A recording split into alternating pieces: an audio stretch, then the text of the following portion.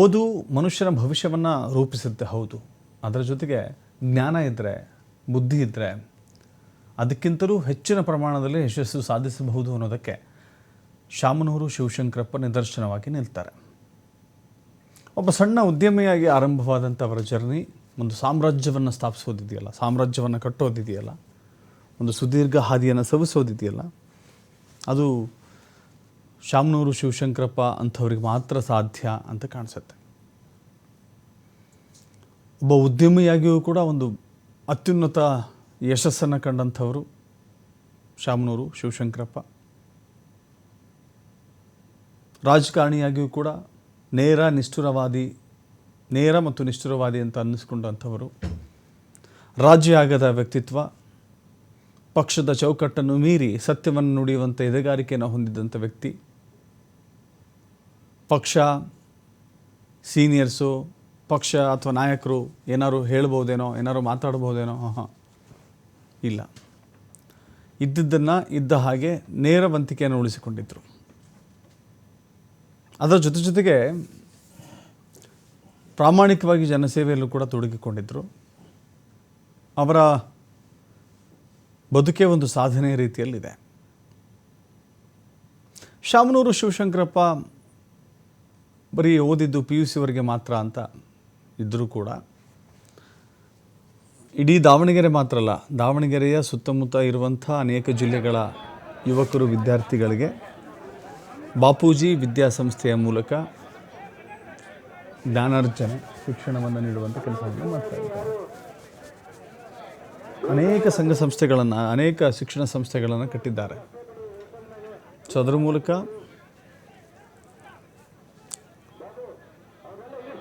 ಜೀವಂತವಾಗಿ ಅವರ ಅಜರಾಮರವಾಗಿರ್ತಾರೆ ಅನ್ನೋದಕ್ಕೆ ಅದೇ ಕಾರಣ.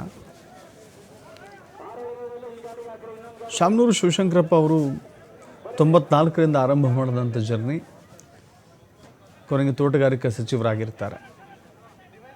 ನೋಡಿ, KPCCಯಲ್ಲಿ ಒಂದು ಶಾಶ್ವತ ಖಜಾಂಚಿಯ ರೀತಿಯಲ್ಲಿ ಅವರು ಕೆಲಸ ಮಾಡಿದ್ದಾರೆ.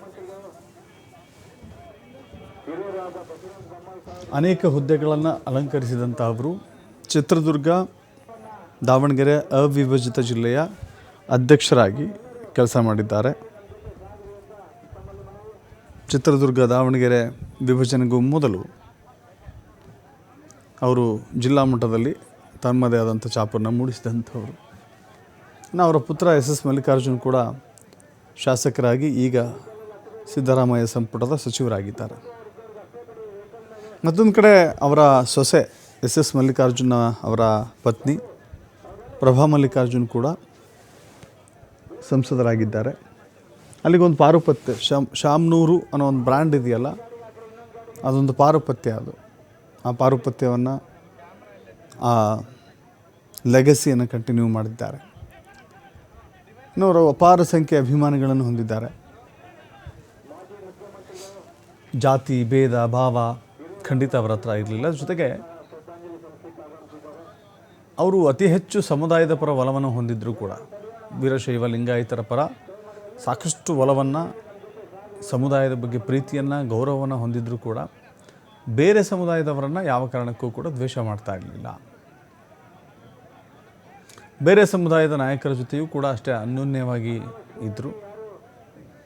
ಬಟ್ ತಮ್ಮ ಸಮುದಾಯಕ್ಕೆ ಧಕ್ಕೆ ಆಗುತ್ತೆ ಅಂದಾಗ, ಲಿಂಗಾಯತ ಸಮುದಾಯಕ್ಕೆ ಧಕ್ಕೆ ಆಗುತ್ತೆ ಅಂದಾಗ ತಮ್ಮ ಪಕ್ಷದ ವಿರುದ್ಧವೇ ಮಾತನಾಡುವಂಥ ಎದೆಗಾರಿಕೆಯನ್ನು ಅವರು ತೋರಿಸ್ತಾ ಇದ್ರು. ಪಕ್ಷದ ವಿರುದ್ಧ ಮಾತನಾಡ್ತಾ ಇದ್ದರು, ಅಥವಾ ಪಕ್ಷದ ನಾಯಕರು ಯಾರು ತೀರ್ಮಾನವನ್ನು ತೆಗೆದುಕೊಳ್ತಿದ್ರು ಅವ್ರ ಬಗ್ಗೆ ಮಾತಾಡ್ತಾ ಇದ್ರು. ಅದರಲ್ಲಿ ಯಾವುದೇ ರಾಜಿ ಸಂಧಾನ, ಯಾವುದೇ ರೀತಿಯ ಹೊಂದಾಣಿಕೆ ಖಂಡಿತ ಇರಲಿಲ್ಲ. ಅವರ ಕುಟುಂಬಸ್ಥರನ್ನು ನೋಡ್ತಾ ಇದ್ದೀರಿ. ಅಗಲಿದ ಅವರ ತಾತನನ್ನು ಕಳೆದುಕೊಂಡು ಕಣ್ಣೀರಿಡುವಂಥ ದೃಶ್ಯ, ಮೊಮ್ಮಕ್ಕಳು ಕಣ್ಣೀರಿಡ್ತಾ ಇದ್ದಾರೆ. ಪ್ರೀತಿಯ ತಾತನನ್ನು ಕಳೆದುಕೊಂಡಿರುವ ದುಃಖದಲ್ಲಿ ಇಡೀ ಕುಟುಂಬ ಇದೆ.